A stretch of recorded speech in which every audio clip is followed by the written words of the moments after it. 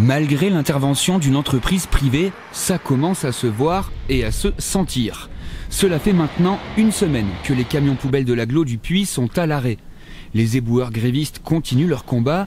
Conséquence, des poubelles qui débordent en centre-ville, mais aussi dans les communes environnantes, avec une chaleur qui s'intensifie un peu plus chaque jour.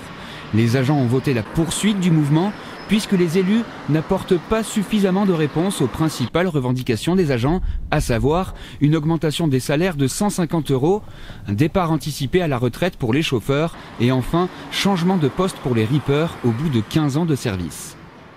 Une prime et la demande est de 150 €, donc là il y a zéro réponse, hein, c'est-à-dire que...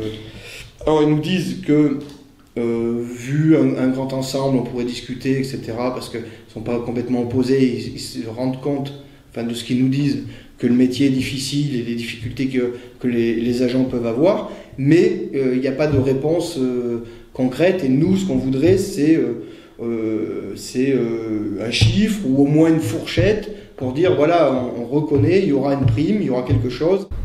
Du côté de la communauté d'agglomération, le président Michel Joubert se dit ouvert au dialogue pour l'augmentation de salaire, mais seulement dans le cadre d'un projet d'entreprise. Pour les départs anticipés à la retraite, seules les caisses de retraite seraient compétentes. Les 150 €, ça peut être une négociation locale en échange d'une amélioration du service, ce que nous disons depuis le début, nous n'avons pas varié et nous maintenons notre proposition.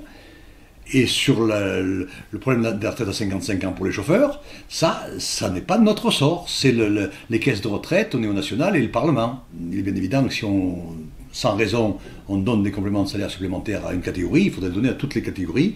Et après, les conséquences budgétaires seraient trop importantes pour l'agglo.